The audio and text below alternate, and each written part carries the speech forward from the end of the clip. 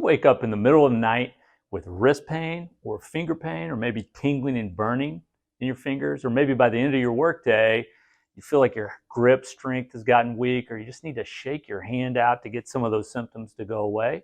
If so, this video is going to be great for you.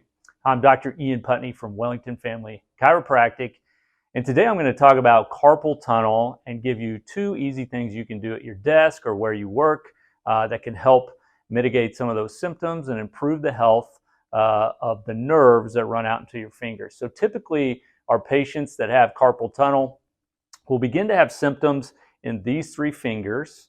And with true carpal tunnel, what is happening is the median nerve is getting compressed as it comes through the carpal tunnel or this area in your wrist out into the hand. So the median nerve supplies these 3 fingers. And so a lot of times when the symptoms start, you might wake up in the middle of the night and feel these symptoms, whether it's pain or numbness or maybe tingling or weakness in these fingers. It usually affects people that they're putting their hands in a repetitive position, maybe too much flexion or bent down or too much extension. So a lot of times poor positioning with a mouse, or it happens a lot with my patients that have repetitive movements at work, a lot of gripping and turning, or they work on an assembly line, so they're doing the same movement with their hand over and over.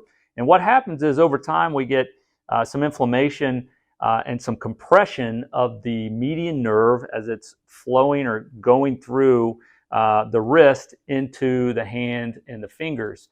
And when it's there long enough, these people begin to have really annoying symptoms out into their hand. They can develop weakness or lose grip strength, and even some atrophy or some weakening or decreased volume of the muscle here in the hand. So what I want to give you today is, if that sounds like you, some easy things you can do at work, because there's a lot of different exercises you can try, but these are 2 that I prescribe to most of my patients with carpal tunnel, and they're really easy to do. And the first one's called a median nerve glide. The second one's a nerve floss for the median nerve.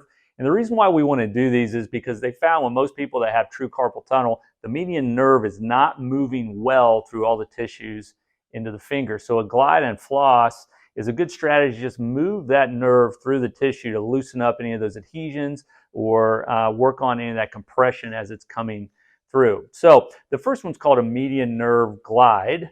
And what you'll do is you just bend your elbow and you make a fist.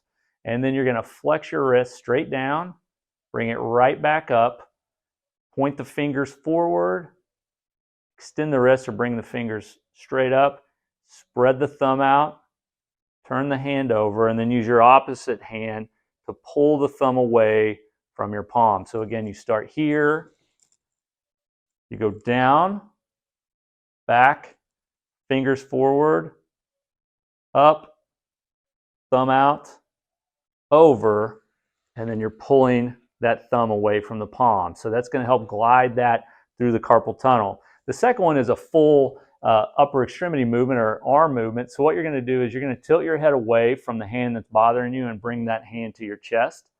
And then as you take your hand down and away, you're going to extend your fingers as you tilt your head to the opposite side. And then you want to follow your palm or your fingers as it comes behind your torso. And then you come right back up. So it's tilting away from the side, and then you're following with your eyes as you tilt towards that palm.